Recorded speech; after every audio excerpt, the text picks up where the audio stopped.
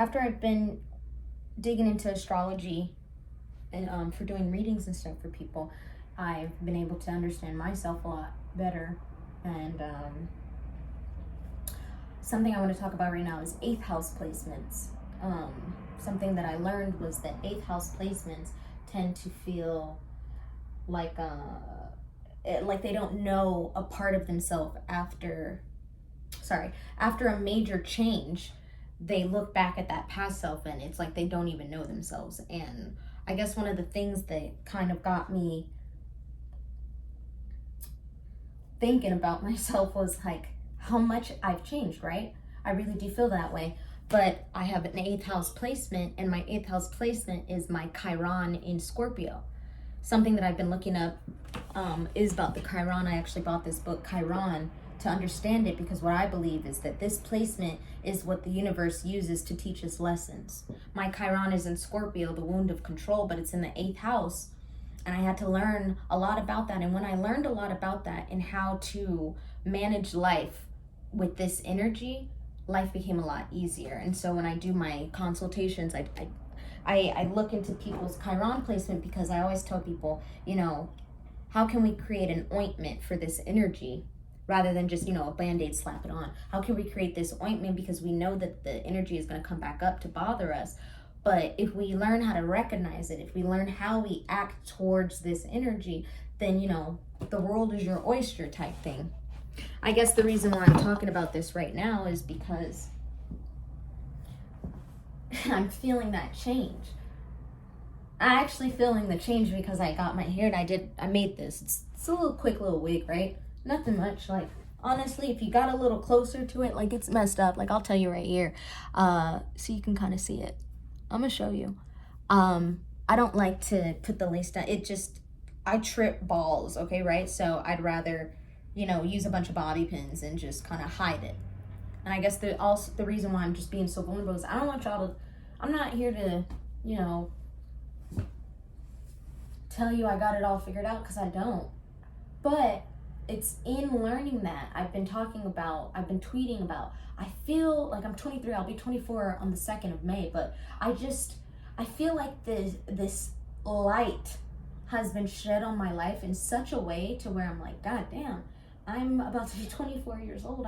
I've got a business. I wake up in the morning, I do certain things. My off days are Sundays and Mondays, but it's me. I've done this, and looking back at that past part of myself, even maybe even a couple videos ago on YouTube when I was still at my mom's house. Life is crazy, and the beginning of this video, I really wanted to just showcase how I've been feeling. I've been thinking about the past, and honestly, I've been thinking about I've only had one relationship my entire life. I've been thinking about that past relationship and how I'm always so careful to speak about it, because I don't want anybody to, she's still stuck on her ex, but I'm not. And the reason I want to talk about this is because now that I'm in this place, I'm looking back at the transformation. I look back at past parts of myself and I'm like, wow, I just see myself so clearly. I see myself in situations where it's like, dang, but I don't, dang, I could have acted different. But that's the thing. I don't come at myself with, we could have been better. No, because that's the journey. This moment, even where I'm in right now, where I'm like, I feel great, I feel on top of the world. It's Aries season. I'm in Aries rising. I feel on top of the world because I'm tapping into that energy. I'm actually show y'all. I talk to my consultations. I do sigils and stuff to help me invoke certain energy. And at the bottom of both of my feet, you can't really see it, but I write stuff on the bottom of my feet so that I walk and stand on this foundation. I won't go too deep into it because I save that for my consultations and I explain, but I'm literally walking on the foundation of everything that I've learned over the past, I guess, 2.5 years now since quarantine. That's exciting, I guess. And when I share it with the world, and I don't know, sometimes I'm like, shit, I can't believe all of this works. And it's because I've been learning about myself. And so anytime I can help others to feel this way, I'm gonna do it. I'm gonna do it. Why am I making this video? I don't know. I just want y'all to see me. I want y'all to see, to feel me, to feel I'm happy, but like I guess this is just me reflecting back on my life. You know, I'm 23. I'm about to finish my 12th house perfection year.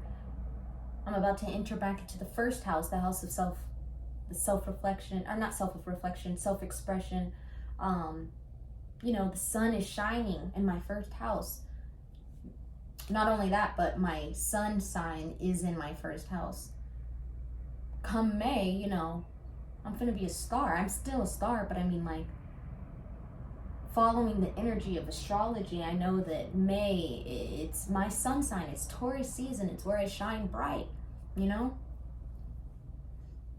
It's taking everything that I've learned this year, that cycle of astrology, everything I've learned, and putting it into action, truly integrating it into myself. That's what I'm realizing right now.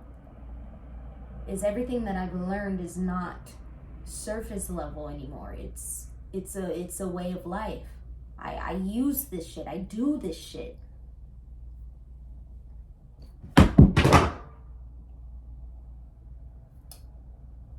I have to make my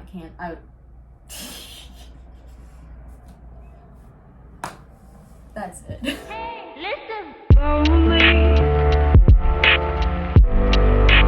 Not when you